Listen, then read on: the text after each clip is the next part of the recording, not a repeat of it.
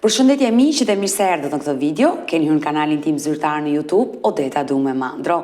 Për të qenë pjesë e live-eve të mia, mund të abonoheni duke klikuar poshtë tek fotoja ime. Për të gjithë besnikët që ndjekin live-vet e mia, e din që sot unë do të hap dritaren për Fation Fashion, pasi vetëm përpara 24 orëve Fationi ishte këtu në live me Odetën dhe rrëfeu një dramë që kishte kaluar në jetën e tij. Një bashkëtesë që nuk funksionoi, por që lufta vazhdoi edhe pas ndarjes për hir të djalit të tyre të vogël. Për të gjithë ata që nuk e kanë ndjekur momentin kur Fationi rrëfeu momente të vështira që kishte kaluar me ish bashkëtuesen e tij, unë dua të prezantoj një klip të shkurtër, sepse Fationi është duke na pritur për të vazhduar me të tjera detaje vërtet të dhimbshme nga jeta e tij. Por ndjekim klipin. Nisëm bashkëtesën, çdo gjë shkonte shumë mirë, domethënë sjelljet i kishte shumë të mira, më respektonte. Aty kërkovi fëmijë, që të bëjmë një fëmijë, pikas disa mesazhe në WhatsAppin e saj. Ishin nga ishi veta, edhe kjo e kishte vënë pseudonimin ai në telefon. Pranoja, po unë flas, ti je baba i fëmijës, ti je burri im. Jo, ajo s'donte të ikte nga unë, po donte të kishte edhe lidhje të tjera. Fëmijën do të arritjem bashkë, po kam jetën time, i them, po si mund të ndodh kjo që të arritjem fëmijën bashkë?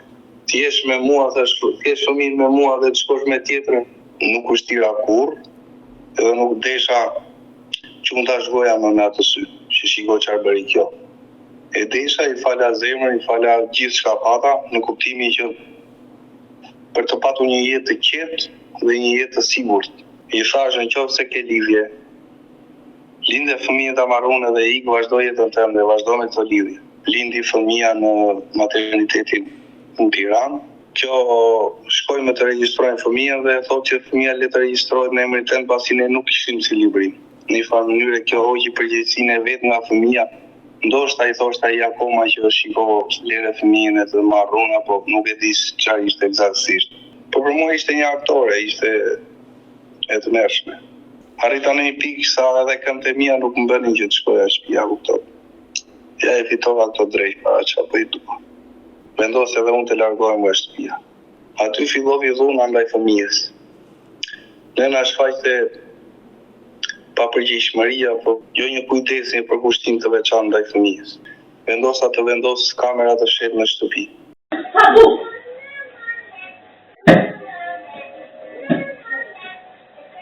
Vija shpeshherë ta shgoja fëmijën, mirë po sa herë vija duhet ta paguaja këtë person që unë të shgoja fëmijën tim. I dëgjuam këto momente të trishta të këtij babai që fliste për fëmijën e tij, për shkak se nëna e fëmijës, pra ish bashkëtuesja e Fationit, ishte diagnostikuar me një çrregullim me personalitetin e saj dhe gjendja e saj nuk ishte fort e mirë dhe është për të ardhur keq. Por çfarë ka ndodhur tashmë me historinë e Fationit, me ish bashkëtuesen e tij, me fatin e djalit i cili sot është 5 vjeç, do të jetë Fationi, kështu që është duke më pritur hap dritaren dhe e përshëndes me njëherë. Fation, përshëndetje. Përshëndetje. Jemi të dy sot në këtë episod të dytë për të vazhduar me ngjarjen tënde. Sinqerisht jam shokuar nga ajo pjesë e rrëfimit që kam dëgjuar deri tani. Dhe sot do të flasim çfarë ndodhi më pas me djalin tënd, me ish bashkëtuesen tënde, dhe e lan bisedën bashkë dije momentin që ti ishe larguar nga ish bashkëtuesja dhe vendose për hir të djalit ta merrje atje në Lezhë ku ti punoje. Në muajin korrik flasim kur ajo kishte ndodhur episodi që ishte zënë me komshien mbasi ishte hedhur djalit për t'i mbajtur zerin edhe frymën. Unë u riktheva me të vllajën e saj për ta marrë në Lezhë dhe nuk deshi të vinte. Domethënë, jo të rikthej me mua përsëri në familje, por të rinte me vllajën dhe të isha afër me fëmijën për të mbikëqyrur fëmijën. E qartë. Pasi nuk pranoi, unë ngrita dhe i thash, tani e tuti, i thash, vetëm ligji mund të ta mbrojë fëmijën. Unë do drejtohem sa në komisariat edhe do marrni përgjegjësi për çdo gjë që i ke bërë fëmijës. Do mbash ti më saktë, thash. Tani që po i ke andej, thash, ruajeni të dy fëmijën, thash, se nëse i ndodh gjë këtij fëmijë, thash, vallai do keni probleme serioze më brapa. Nisem edhe shkojnë në komisariatin numër 2 të qytetit të Tiranës, pasi aty e kishim domethënë atë pikën ku na mbulonte në vendin ku jetonim. Shkojnë në komisariat, bëj kallëzim penal për dhunë ndaj të miturit nga nëna e tij, me video, me provat që kisha mbledhur deri asaj kohe. Po. Bëj kallëzimin penal, çdo gjë u mbyll kështu mos rekte ande, thirrën polici kjo. Kallëzimi penal u vonua 6 ditë. Si me rregullore duhet brenda 24 orëve duhet të paraqitet në prokurori. Kur shkojmë pas 5 ditëve, domethënë ditën e 6 në komisariat për të marrë të dhëna mbi protokollin ose mbi këtë kallëzim që unë kisha bërë, më thonë se nuk ka shkuar jo për këtë arsye, jo është bariram, jo është kështu, jo është ashtu edhe nuk ishte shkuar kallëzimi. Pra, policia nuk ishte dorëzuar në prokurori, e qartë. Ju thash që do shkoj atje tek mbikëqyrja policore për të kërkuar të drejtën time tash, dhe të fëmijës tim. Kur unë nisem për të ikur për tek stacioni i trenit ku është kjo pika, domethënë kjo qendra për mbikëqyrje policore, atëherë këta nisën direkt edhe çojnë kallëzimin penal në prokurori. Për dhunë ndaj të miturit që ishte, domethënë akuza. Kur shkoj atje, unë e marrin telefon nga aty këtë shefin e OBG-s që mori kallëzimin, Shkëlqim Duka, ka pasion asaj kohe, i cili ka punuar shumë brapsh për fëmijën tim dhe nuk e harroj me kollaj. Aty, domethënë më thonë, më komunikojnë se tani domethënë ka shkuar është regjistruar prokurori. Mbas një farë periudhe më thret edhe kjo prokuroria për këtë çështje. Ja shpjegoj situatat si janë, qysh janë. Dhe ndërkohë ndiqja edhe zyrat e mbrojtjes së fëmijëve të njësisë numër 7 me një drejtore që ishte Valentina. Ishte pozitive, a kupton, nuk them për atë të flas, por që nuk mori veprime për fëmijën.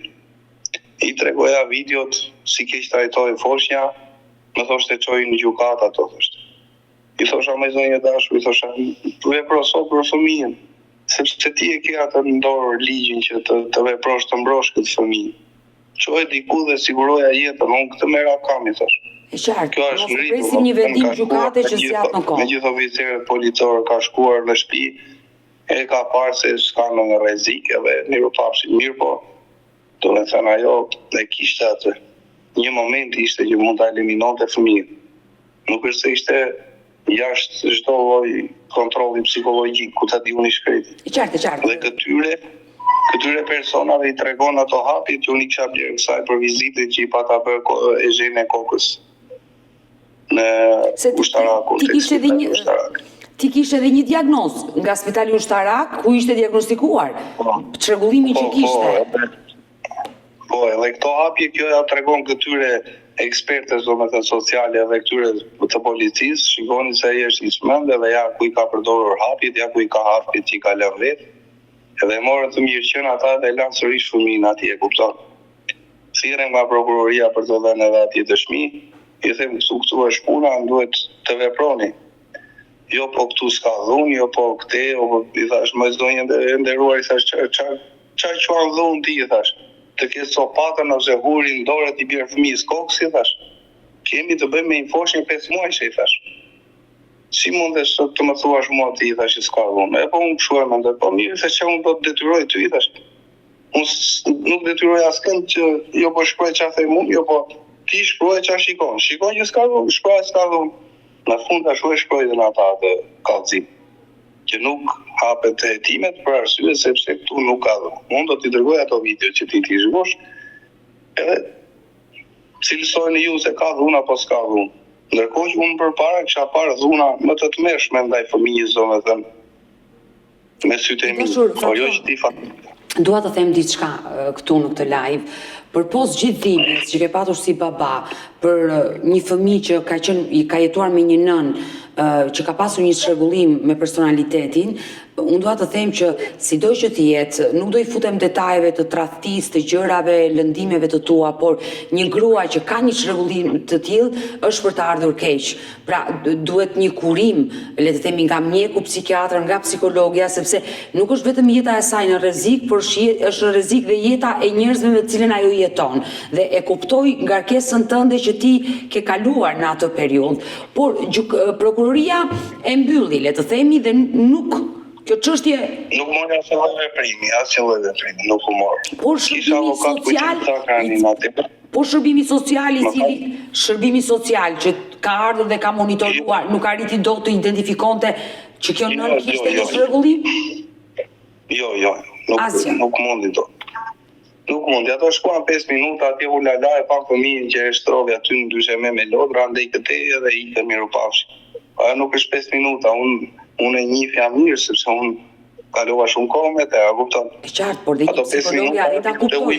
Ishit lugës pas andej, e nuk I morën, do me thënë, nuk I pa fare ato video që unë ju thoja, shikojeni se si e trajtohet fëmija, shikojeni se si ushqet apo trajtohet fëmija. E kupton? Po ne sa japim dot, duhet të japi ty fëmijën gjykata, më nuk duhet ma japësh mua ti fëmijën. Më kuptoni thosha, siguroja jetën fëmijës. Ai e zyra mbrojtjes së fëmijëve, po atëherë ke përgjegjësi për fëmijët, tani unë vjen ngrezerin them urdhro. Ti thua çoj në gjykata tonë mbas 3-4 vitesh e merr fëmijën. Po unë s'e shpuna se unë dua të marr fëmijën. Unë dua që fëmia të sigurohet. E qartë. Jo po ne vajte me pam, ishte çdo gjë në rregull, okay, mirë pafshim, unë mbyll, e kupton. Çfarë ndodhi më pas? Kur doli prokuroria në atë gjëllëdhen që s'ka dhunë, kisha avokat kujtim sakrani, nëse e njihni se shkruajnë figurë publike avokatie. Po. Kisha ata fatin tim, domethënë për të apeluar ose për të bërë gjëra që ta vazhdoja ta ndiqja kallëzimin që kisha bërë. Ai më ngrihet e më thotë që shikojoni, thotë çfarë do bëjmë neve, thotë do futim burg, këtë thotë kjo është një fëmijë nga mendja, thotë këtë do futim burg.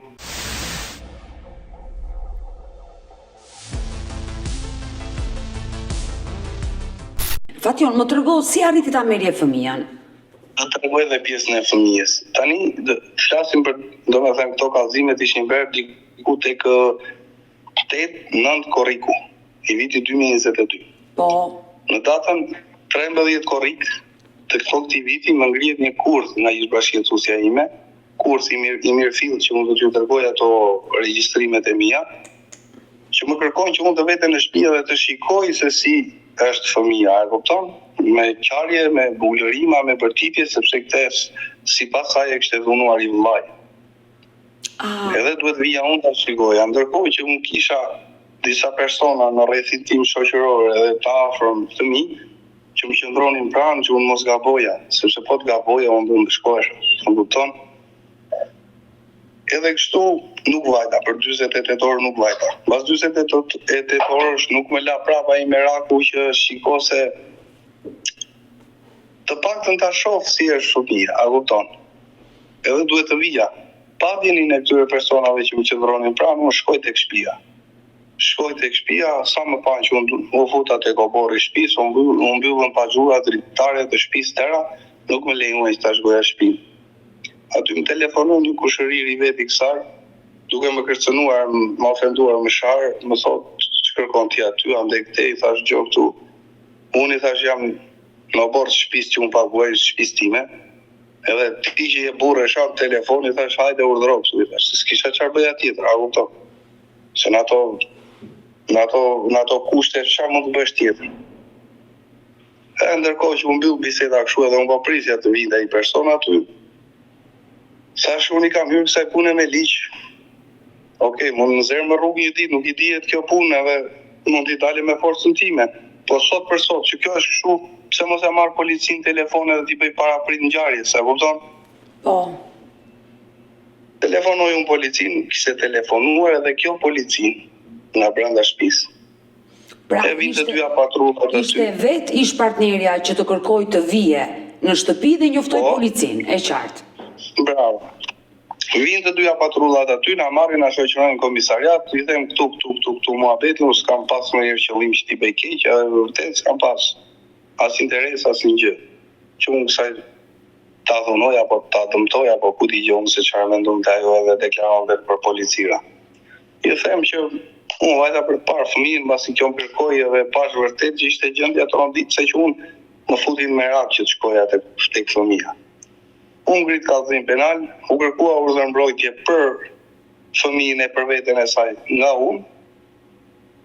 Brenda pak ditësh, domethënë se ishte urdhri mbrojtjes e menjëhershëm, shkojmë në gjykat, pasi paraqes provat edhe të gjitha këto mendimet e mia kupton që s'kisha ndonjë gjë, fitoj pafaqësinë se fitoj. Kjo i bie kësaj urdhri mbrojtjes, i rrëzohet urdhri mbrojtjes edhe e fitova domethënë këtë urdhrin. Jo urdhrin mbrojtjes, po e fitova këtë pjesë që nuk mori urdhrin mbrojtje ndaj meje, sepse ishte ndëshkim ndaj fëmijës. Jo shpjegova mirë edhe atyre, ishte zonja Vjosa Zaimi gjyqtare. Po kjo gjyqtare e vendimit të kujdestarisë të fëmijës. Atëherë, pasi dolëm që aty, prap konsumuam një kafe me këtë, prap i qasesha në një farë mënyrë për pjesën e fëmijës, sepse fëmija ishte në një gjendje kritike edhe nga shëndeti, domethënë nga kequshqyerja e këtij trajtimi aty. Sepse këtë pjesë që theme faktoj edhe mbi bazën e vizitave në librin e shëndetësisë. Si kur ishte fëmija, kur ishim bashkë, domethënë si ishte shëndeti fëmijës pesha njëra tjetra, kur ishte veç me këtë, dhe si është, domethënë gjatë kohës që unë e mora dhe më mbrapa e trajtova vetë fëmijë. Po. Më falë. Atëherë, vazhduan edhe ca ditë më mbrapa, diku nga 20 e ca korriku filloi të ma jepte fëmijën, domethënë me ditë, nuk e di nga kush u ndinjua që po ma jepte fëmijën me orë, e kupton, me ditë. U zbut, le të themi gjendja e saj u zbut dhe të lijoj që ti ta merrje fëmijën. Në një farë mënyre, e kupton, pasi nuk e fitoi atë që deshte ajo, ndryshoi disi. Okej, rrinte e kishte ndëruar shtëpi dhe rrinte në një shtëpi tek ish-fush aviacionit, në një shtëpi aty diku, edhe ma kishte lënë, kishte 2 ditë fëmijën, i theme shumë nxehtë, sepse muaji i fundi korrikut, fillimi i gushtit ishte shumë vapë në Tiranë, kushte si kisha mjaft të mira edhe vetë që t'i shërbeja fëmijës. I them ta marrë edhe të shkoj tek prindrit në Korçë. Po mere, thot, kjo është koha, ndesa kohë. Po i thash nuk kam rroba, thash, se rrobat i kisha të gjitha të fëmijës tek shtëpia ku ishte kjo. Mirë, do thotë, shko me shtëpia time, se unë nuk ndodhem në Tiranë, shko tek shtëpia time, thotë e prezantohu me personin, me pronarin e shtëpisë, sikur ti e kushëriri im. E kupton, edhe më ka dërguar Elisabeta që të marrë disa rroba për fëmijën e saj. Okej, shkoj atje, unë prezantohem, më jap telefonin flet me këtë. Ishte një zotëri burr diku tek 83 vjeç. Pronari ishte edhe djali vet, a kupton? Po. Futem tek pjesa që kishte kjo, shoh një rrëmuj e pa imagjinueshme, shoh pislit gjithandej, s'mund t'i them dot atë që më pasqyri vërtet, edhe me sinqeritet. E fillova unë po mblidhja rrobat e djalit, domethënë mblidh vetëm rrobat e fëmijës, gjërat e fëmijës. Ndërkohë që ky zotëria vinte e thoi se gjunaf si ka e sjeta atit, që ishte vranë, sepse kjo ishte prezantuar aty si ku ishte vrarë baba i fëmijës. A kupton unë në dy mes. Nuk i bëra zë, nuk i bëra shamat, marrova të gjitha çka kisha për të marrë. Aty i thash, ulu këtu o zotëri, i thash se 2 gjëra do t'i them, pavarësisht se s'mund t'i ikash vetë. Ha më bim sa mua, thash, unë jam baba i Tomasit e jam shëndosh e mirë si dove Zoti, thash, do si duan këta.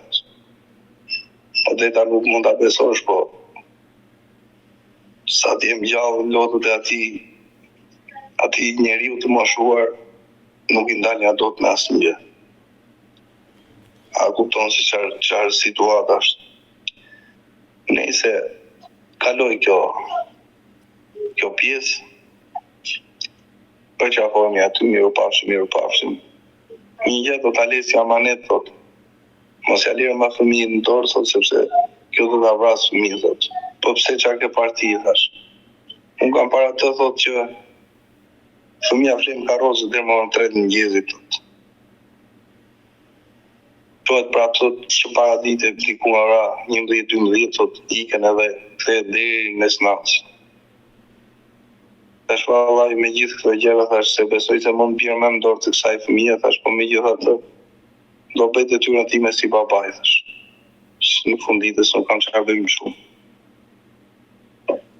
E mora fëmijën, filloi kjo me ato të vetat, jo po mbas 1 muaj, mbas 2 muaj, thash, ose dashur, shiko jetën tënde, vazhdo jetën tënde, vazhdoj ato studime që ke lënë, të bësh dikush që për veten tënde që edhe fëmia nesër pas nesër të jetë krenar me ty, që thot po, kjo është në me ime. Mirë po ndërkohë fillovi lufta e pisën më mbrapa. Ti e more fëmijën ke në Korçë, ajo kërkoi pas disa kohëve që ti t'ja ktheje fëmijën dhe ti kërkove që të rritej me ty djali. Unë i kërkova e thash, fëmija të rritet e kun, thash, nuk kam kur për t'i futur frymë të keqe. Fëmijën të vish tash gosht ta takosh sa herë të dua, thash, po derisa fëmija të rritet të paktën që unë të mendoj se ai mund të vetë mbrohet, mos e kërko ta marrësh, thash. Në lërë të qetë thjesht të rrit fëmijën, kaq kërkoj. Aty shpilluan masandej ato kurthet që më beri mua për dhunë, për sa herë kjo vinte takonte fëmijën, do shpikte një gjë, do dëmtonte veten, do bënte kallëzime, do bënte këto dhe akoma në përgjyqje, ama kupton.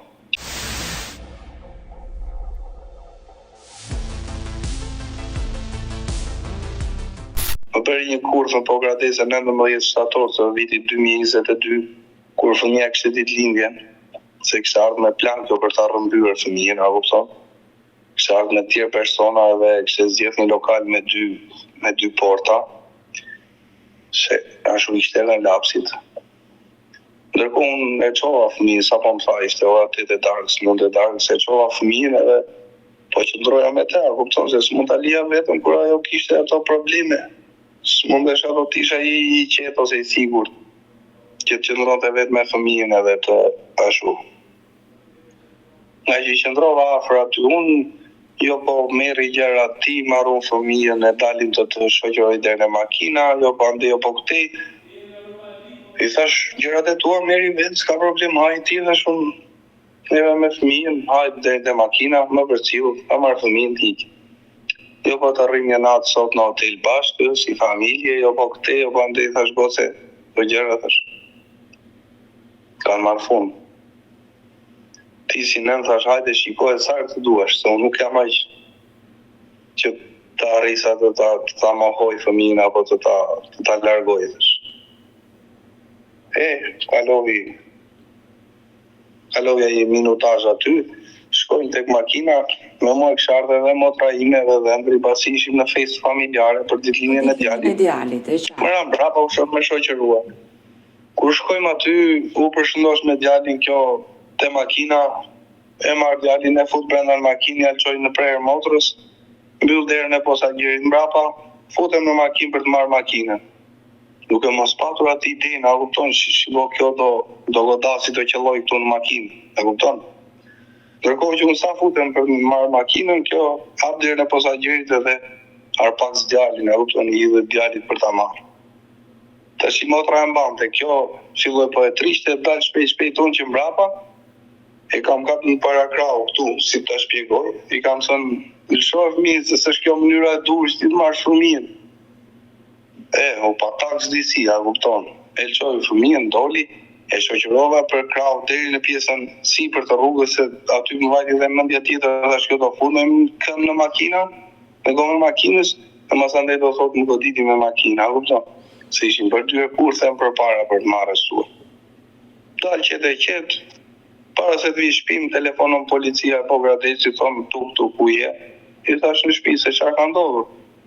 Po kanë bërë kallëzim penal për ty, se i ke goditur, i ke nxjerr fike, i ke bërë këtë, i ke bërë atë. I thash sa të le fëmijën e shtëpia dhe paraqitem, nuk është. Qartë. Jo do të nxjerrën kërkim, më thot ai shefi OPQ-s.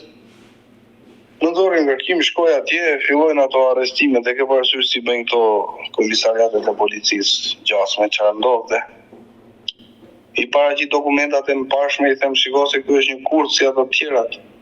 Prandaj të lutem, leri gjërat që të vazhdojmë tamam, ose mbylli, ose leri çojmë prokurori, çojmë gjykatë, unë s'kam bërë asgjë. Jo ke bërë, jo s'ke bërë, nuk binin në to këta, që bje pak shkurt sa historie. Fillon procedimi penal, më çojnë prokurori, ndërkohë që unë mundohesha si të faktoja pa fajsim time të mbledh prova edhe gjëra. E qartë. Ndodh që qëlloj vinje në Tiranë, takoj këtë ish bashkëtuesen time, i ve në përgjim telefonin, thot shiko, thot për çështjen e ta dërgoj edhe këtë përgjim, a kupton, për çështjen e ngjarjes Pogradesit, thot unë nga stresi që s'ta rëmbeva dot fëmijën, thot, e shtrëngova qafën derisa e nxima, pastaj vajta te mjeku ligjori edhe ai e mori si të mirëqem, domethënë që e në fund ditës tash e ha unë. Kjo është synimi jot. Domethënë kjo ishte ajo një kurs që vazhdon akoma në gjykatën e apelit pasi fitova pafajësim në qytetin e Korçës. E qartë.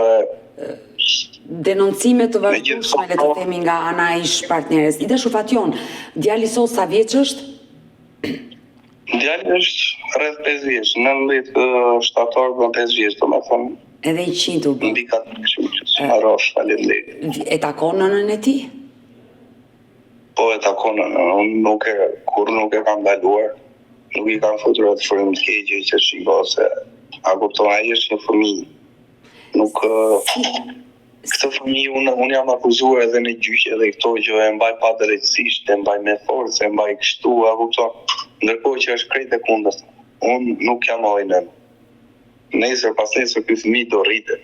A kupton, do të shkoj 10 vjeç, 14 vjeç, do të shkoj tek mami. Ju them jo. A kupton, nuk s'është e logjikshme, por këto persona nuk arrin dot ta kuptojnë atë që ta linin të qetë të rritej. Si reagon djali ndaj nënës? Shiko, ja kam futur atë që e kemi xhan, e kemi mamin por i tonë Tiranë, e kemi pak larg, po ne e duam, e këto e kupton, nuk është se unë nuk kam vlerë me atë person. Dhe bën shumë mirë. Kam dashur një emision publik për çështjen e dhunës që i bënte fëmijës. Dhe bile gjej rastin që t'ju kërkoj falje në një farë mënyre atyre personave që u përpoqen atëherë për të mirën e fëmijës tim, por unë i ndalova për 2 arsye hyjnore, a kupton? Për arsyen e parë që kur të rritej ky fëmijë mos e kishte shëmbulltir të keqe, mos e urrente nënën e vet. Edhe për arsyen tjetër të dytë se ai ishte një gocë e re. Dhe qikonte jetën e vete, mos ja shkatroja unë, a kupton? Pavarësisht se ajo shkatroi vetë. Edhe ndalova atë emisionin, sepse ajo do ishte dënuar me ato video që unë do të dërgoj. Djali e ke rritur me dashuri dhe e do nënën dhe ke bërë gjën më të mirë dhe bravo, sinqerisht, bravo Fation. Por ajo ka dashuri për djalin, në mënyrë absolute që ka dashuri dhe e do të birin, përpos që vuan nga ky çrregullim. Është çrregullim. Mendor që e kuptoj, shiko, në moment ose nëse sot flet me të ose nesër, fillon të bën atë rolin e asaj viktimës, ndërkohë që ka bërë gjithë këto gjëra, kupton? Jo, o do qaj, o do filloj të ku dëgjoni shkreti. Se të shtiret njeriu në këtë farë mënyre, po ama në një moment tjetër të ekzekuton fizikisht, po. Vetëm se jam 120 kg djalë që kam bjetuar, sepse sulmi i saj ishte brutal me thik, e kupton? Që i kisha në telefon edhe i vajta policisë i thash urdhëro.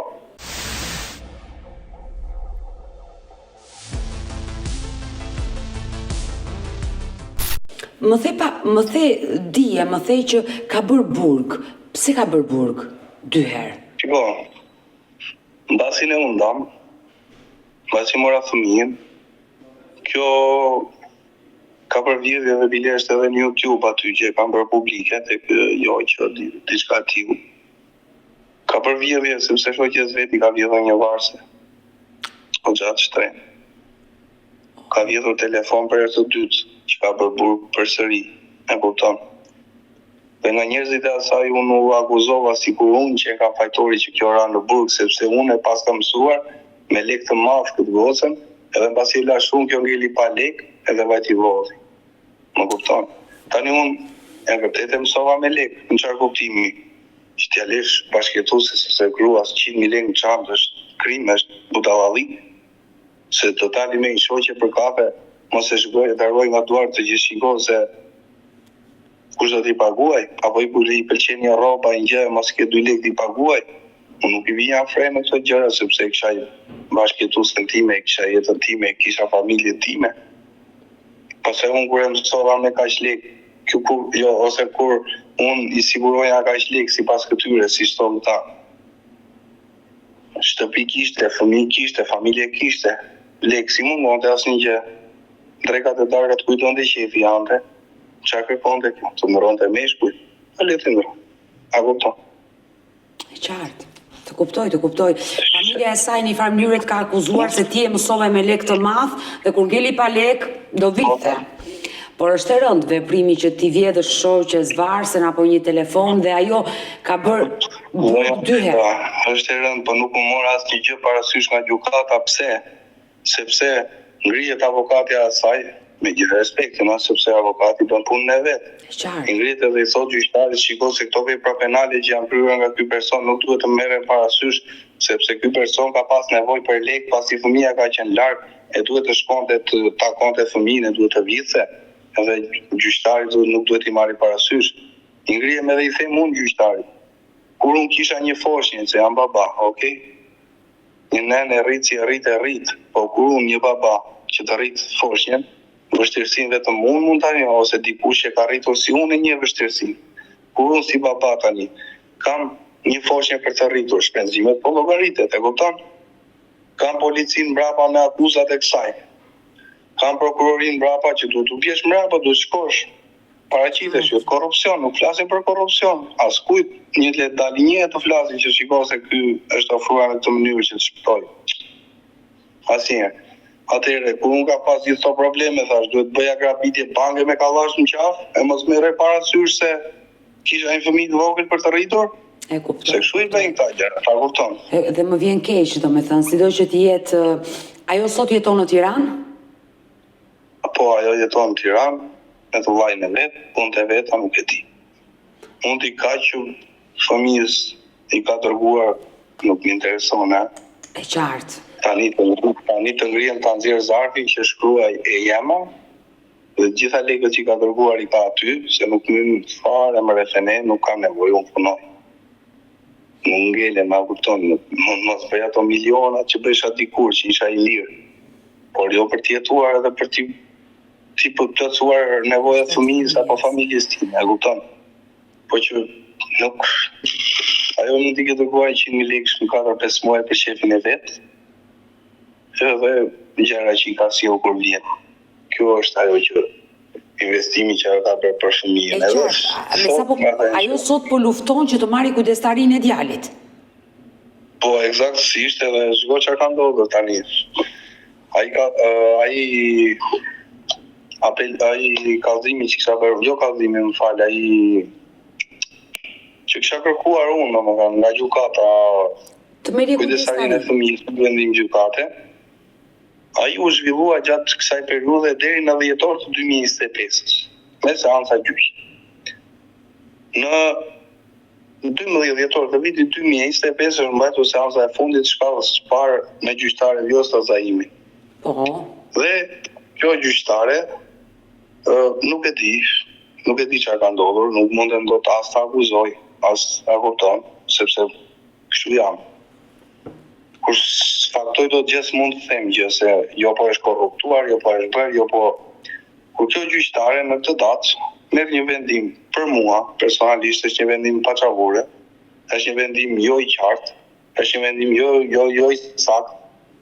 Merr një vendim edhe thotë që shikoj nënës t'i kalohet fëmia, thotë, edhe babait t'i caktohen pensioni ushqimor e këtej ande të drejtat e takimit, e kupton? Ndërkohë që po kjo gjyqtare ka caktuar gjatë këtij procesi gjyqësor, ka caktuar 2 ekspertë ligjor, që është social edhe psikolog. Psikologun e kam kërkuar unë pasi kjo gjyqtare kërkonte vetëm sociale, por psikologu ishte shumë i domosdoshëm për mua për ato që kisha kaluar. Dhe këto dy ekspert social dhe psikolog dalin konkluzionin se fëmia duhet të rritet me babain, duhet të qëndrojë tek babai për këto arsye dhe për interesin më të lartë të fëmijës. E qartë. Ndërsa kjo gjyqtare i bie këtij Çekiçi, ndoshta se di peshën e atij Çekiçi që ka ajo në dorë, po i bie këtij Çekiçi e thotë që fëmia del kundra të dy ekspertëve të vetë dhe fëmia t'i kalojë nënës. E kupton? Tash jemi në proces të lartër, proces apeli. E ke apeluar? Ku nuk e di se si do marrë kjo. Kam dëruar edhe avokat, kam marrë 3-4 avokat brenda për këtë çështje. Me pretendimin që ndoshta avokati nuk veproi, ndoshta avokati nuk foli siç duhet, sepse më la edhe mua të flisja siç duhet. Sepse unë kërkova atje në gjykat që të merre parasysh çdo provë, çdo gjë. Jo, po ti nuk qenë i autorizuar që të filmosh. Sepse e qartë, sipas s'kene autorizuar nga prokuroria. Jo, po ti s'kene i autorizuar të ngresh akuza ndaj nënës. Jo, po nëna le t'i ketë bërë këto vepra penale, ti një atyre të nuar, s'ka problem se janë kështu këto, apo këto. Se si do ta mësoj fëmijën ajo nesër pas nesër. Shkalla e parë ka lënë kujdestari nënës. Ti e ke apeluar dhe jeni në apel. Me çështjen e kujdestarisë. Jemi në procesin e apelit. Shpresoj që të marrim vendimin e duhur, e mundësisht ta kthejnë atje që të rigjykohet sërish. Të rigjykohet drejt, sepse një vendim i gabuar i kësaj gjykate mua më çon ekstrem, mua më çon në tragjedi. S'mund të ka përti do të më udhëzon ndaj fëmijës, tortura apo vrasje të fëmijës, apo të dalim nesër e pas nesër me peticione siç i ka ndodhur X dhe Y-it pra me të paqen se janë posha, janë fëmijë. Që shikohen gjilli vogël na fal sepse babai jote ngriti zërin, po neve nuk e besuam, edhe ndodhi kjo që ndodhi, jo po na i bëj Allah, e kupton, është të merri Zoti.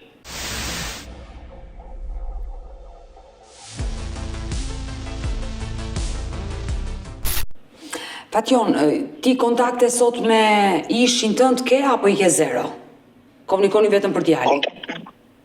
Vetëm me çunin që ashtu unë nuk dua të kontaktoj, pavarësisht sepse ajo lufton akoma që unë të rikthehem, a kupton.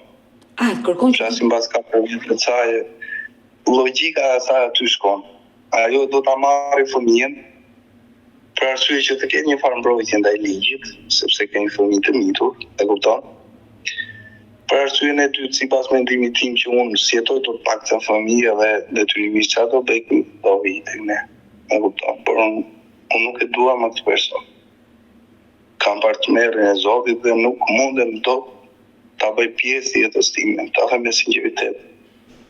I qartë, kam mbaruar gjithçka mes teje dhe asaj. Kam jetën time, dua ta jetoj në liri, nuk mund të rri dot unë slavë dikujt, cili do qoftë, e kupton? Ai sa ne ka një Zot, nuk frish punë. Unë uroj më të mirat për djalin tënd.